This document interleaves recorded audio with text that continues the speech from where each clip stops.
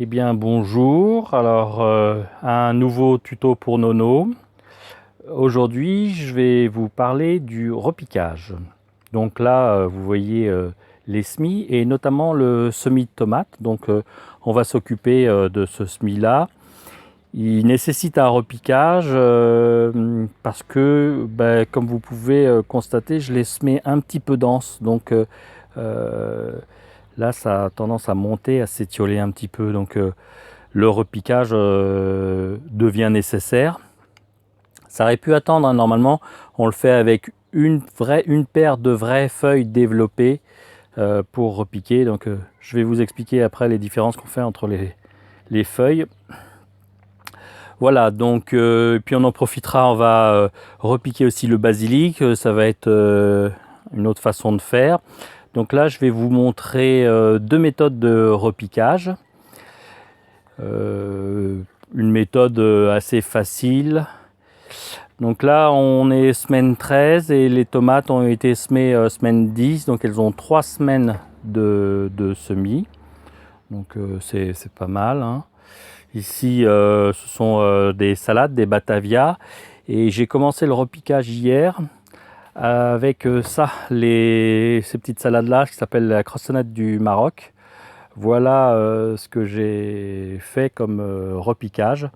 Donc depuis 2 ans, je fais cette méthode-là. Je sème les salades en barquette, en caissette, et je les repique en godet. Normalement, c'est pas ce qui se fait. Normalement, ce qui se fait, c'est souvent un semis pleine terre ou en barquette et un repiquage en pleine terre.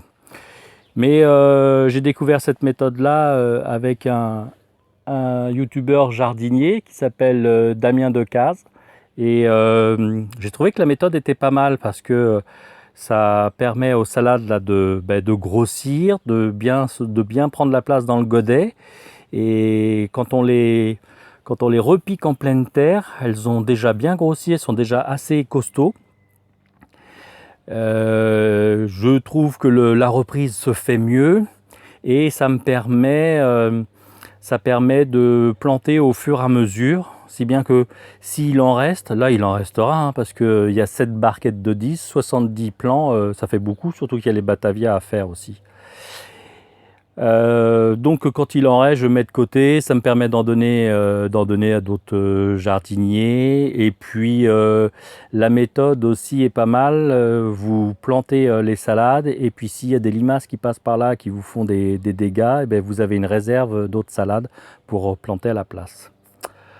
Voilà, voilà ce que je peux dire en préambule. Donc maintenant on va se mettre à l'établi, à mon petit poste de travail, voilà, qui est là. Donc le terreau est prêt, godet, barquette, on va sortir tout ça et on s'y met tout de suite.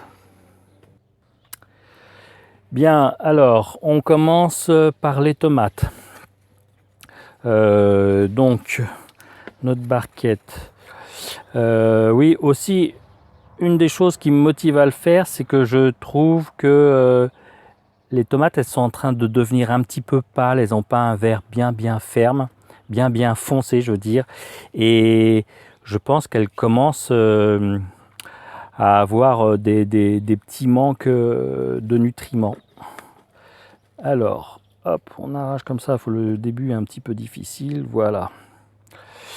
Donc tout à l'heure, je vous ai parlé de vraies feuilles, vraies paires de feuilles. On va voir, est-ce qu'on voit bien comme ça? Donc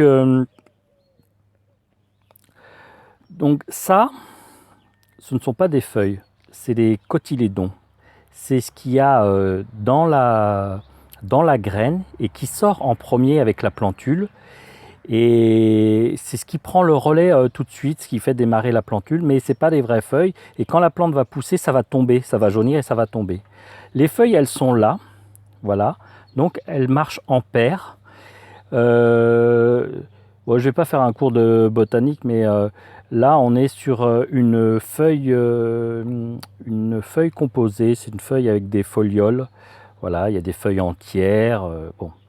Donc la première paire de vraies feuilles n'est pas complètement formée. Normalement, il faudra attendre un petit peu plus. Mais comme j'ai expliqué, c'est le fait que ça soit serré qui me fait faire le repiquage. Voilà, donc on essaye de bien sortir la plante et d'avoir les racines, de casser le moins de racines possible, ce qui va permettre la reprise. Avec les tomates, il y a une particularité. En fait, la règle générale, c'est qu'on n'enterre pas le collet d'une plante. Qu'est-ce que c'est que le collet d'une plante? Le collet d'une plante, ça se trouve à peu près là. C'est la séparation entre les racines et la tige. Et par exemple, si vous plantez un arbre et que vous enfouissez le collet, vous mettez en péril la reprise et l'arbre risque de crever. Mais la tomate, elle a cette particularité de pouvoir émettre des racines sur la tige. Donc, on va pouvoir se permettre de la mettre plus profondément dans le godet et ça favorisera l'enracinement. Alors, première méthode de repiquage. Donc ça, c'est la méthode, je dirais, moi, intuitive. On remplit, donc là, j'ai pris du terreau, comme je vous en ai parlé d'autres fois, c'est du terreau horticole. On remplit son godet, il faut pas le tasser, hein. Et alors, de façon intuitive, on fait un trou avec le doigt. Bon, moi, j'aime pas cette méthode-là, mais je vous la montre quand même parce qu'elle fonctionne. On fait un trou avec le doigt, on place la motte et on referme. Ok, alors maintenant, je vous explique pourquoi j'aime pas trop cette méthode-là. Cette méthode-là, ce que je lui reproche, je vais recommencer. Ce que je lui reproche, c'est que quand vous placez votre doigt comme ça, vous tassez la terre. Alors je tourne le doigt comme ça pour pas tasser la terre, mais on a tendance à tasser un petit peu plus la terre. Deuxième contrainte, prendre un plan. Voilà, deuxième contrainte. Par exemple, sur un plan comme ça, quand je vais mettre là, bon, on peut pas le voir là à la caméra, mais quand je le mets là, ça relève les racines. Or, il faut que les racines descendent le plus possible à la verticale comme elles sont dans le sol. Voilà, donc ça, c'est pas terrible. Honnêtement, je trouve que c'est pas terrible, mais pour un jardinier qui débute, c'est la solution. Maintenant, je vais vous montrer la méthode que moi j'ai appris à l'école d'horticulture et qui demande un petit peu de savoir-faire. Savoir-faire, ça fait un peu pédant de dire ça, mais de pratique, voilà. Attendez, hop. Donc je prépare mes petits plans d'avance. Voilà. Alors, la méthode qui est un petit peu mieux, c'est on met un petit peu de terreau dans le godet. Ensuite, on place le plan comme ça. Voilà, je vais incliner pour qu'on voit. On place le plan comme ça, si bien que les racines sont à peu près à la verticale ou en tout cas à l'horizontale, mais elles ne vont pas rebiquer. Et là, on apporte un petit peu de terreau, on reprend le plan comme ça, voilà. Et ça, effectivement, ça demande un petit peu de gymnastique, mais ça, franchement, c'est une méthode qui est bien mieux. Alors en plus, là, quand on a une belle motte comme celui-là, tac, c'est super facile. Hop, voilà. Ben là, je vous remonte la méthode avec une prise de vue différente. Alors, un petit peu de terreau dans le fond du godet, un plan, voilà, je place mon plan comme ça, un petit peu de terre là, hop. Donc tout à l'heure, j'ai pas bien expliqué. Donc quand on est arrivé à ce moment-là, il faut tasser au pied, c'est ce qu'on appelle borner. Donc avec les quatre doigts, on fait comme ça, on tasse le pied, voilà. Donc vous voyez, je tasse pas fort, hein. Faut que le terreau reste quand même à foisonner.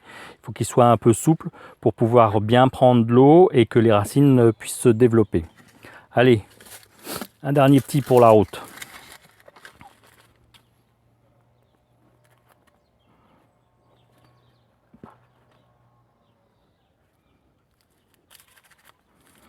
Voilà, celui-ci, par rapport aux autres, il est beaucoup enfoncé, mais comme je vous ai expliqué, sur la tomate, c'est pas grave. Ça serait une autre plante, ça serait ennuyeux.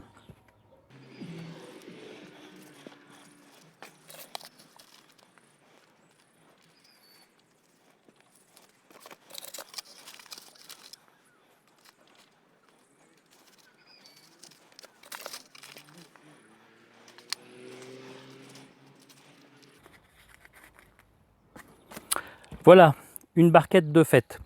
Donc, vous voyez, ça va relativement vite. Là, il y en a 10 de prêtes. Je ne l'ai pas dit tout à l'heure, la variété, c'est les tomates marmandes. Je vous l'ai dit, on est semaine 13. C'est assez tôt dans la saison, hein, parce qu'on est au tout début avril. Mon but, en fait, c'est d'avoir des tomates relativement précoces. Alors, j'ai pas été très tôt. J'ai fait certaines années, j'ai fait plus tôt, mais je prends un risque avec le froid. Donc, celles-ci, elles sont prédestinées à être plantées rapidement en serre. Et la variété marmande, c'est une variété précoce. Donc, si tout se passe bien, je devrais avoir des tomates en début juillet. Voilà. Bon, je vais pas en manquer de tomates, hein. Comme vous pouvez voir sur la barquette, j'ai fait juste un petit trou et il y a déjà 10 plants. J'ai fait une petite estimation en comptant comme ça, là. Je pense qu'on n'est pas loin des 100 plants. Je ne sais pas si je vais tout repiquer, je vais en faire pas mal, parce que ça me permet d'en donner, d'avoir de la réserve. Voilà. Alors ensuite, une fois qu'on a terminé le repiquage, c'est comme le semis. Alors on peut marquer. Je ne le fais pas toujours, mais on peut marquer, on peut faire un petit R pour repiquage et 13 pour la semaine 13. Voilà, ça permet de faire un suivi. Et surtout, on étiquete la barquette et on étiquete toutes les barquettes. Hein. Parce que j'ai fait des fois, je les mets ensemble et puis je saurai. Et puis pour X raison, il y a une barquette qui a soif, on l'a déplacée, puis après on ne sait plus ce que c'est. Et quand on plante et quand on récolte, on a des surprises.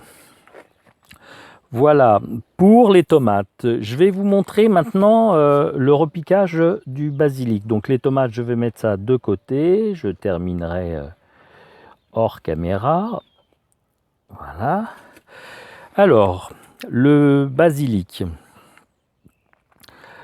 Je vais virer ça. Tac.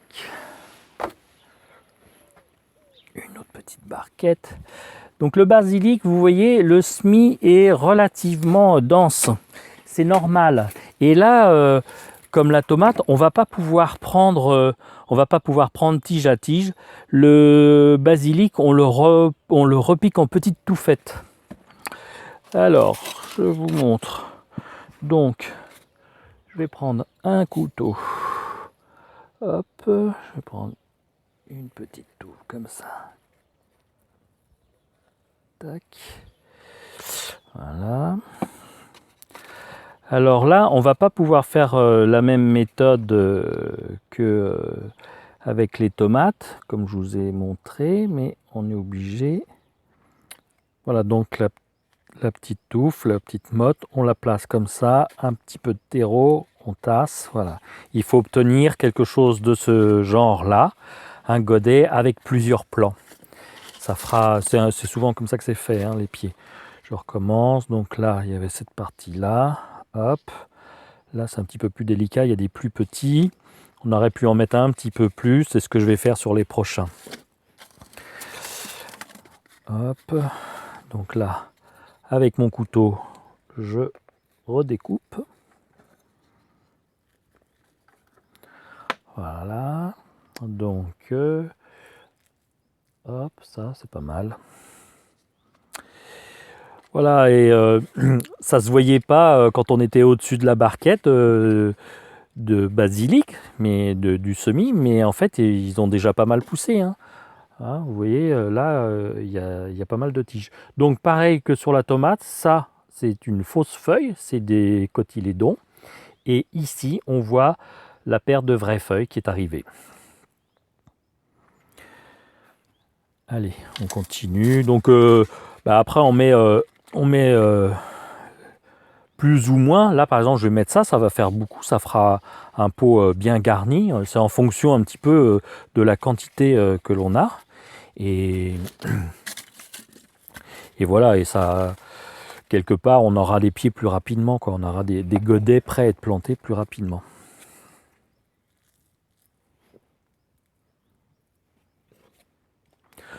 Donc, encore une méthode un petit peu différente, mais ça, c'est la spécificité du semis de basilic.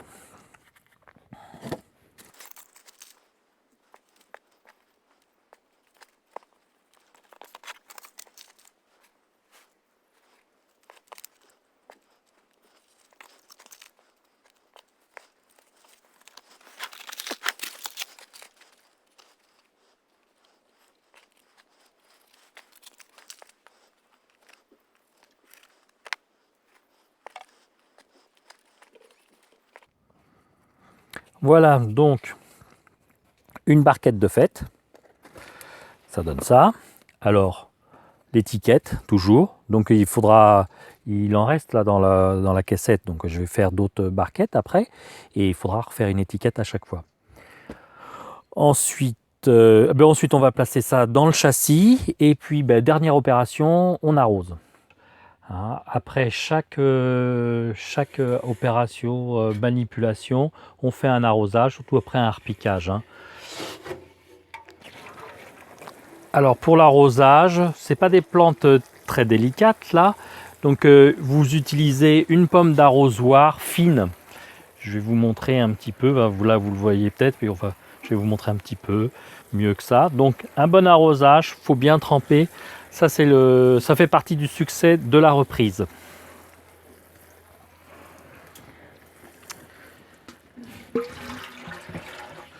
Voilà, je vous montre la pomme d'arrosoir. Vous avez différents types de pommes d'arrosoir, enfin avec différents trous. Celles-ci, ce sont des trous assez fins.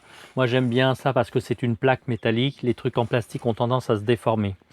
Maintenant, comme j'ai déjà dit, le jardinage, il n'y a pas besoin de mettre beaucoup d'argent dans le matériel. Si vous n'avez pas d'arrosoir, si vous n'avez pas de pomme d'arrosoir, vous prenez une bouteille en plastique vide, vous perforez le bouchon, faites des petits trous et ça vous fait un arrosoir pour pas cher. Voilà, moi j'ai du matériel parce que ça fait longtemps que je fais du jardinage, donc au fur et à mesure j'ai acheté, mais il n'y a pas besoin de faire de grosses dépenses pour faire du jardinage. Voilà, écoutez, on a bien bossé, hein. Donc maintenant on va les choyer. Je vais reposer les châssis, il faut entretenir tout ça. Ce tuto est terminé. J'espère qu'il va vous rendre service. Si vous avez des questions, n'hésitez pas à me les poser. J'ai quelques autres idées pour d'autres tutos, mais voilà, si vous avez des envies, faites-m'en part. Et puis, si vous voulez voir l'évolution de tous les petits, là, comme ça, vous pouvez me suivre sur Instagram, les jardins de Lulu en Normandie. Je posterai régulièrement des photos de l'évolution de toutes ces petites bêtes-là. Allez, salut et à bientôt.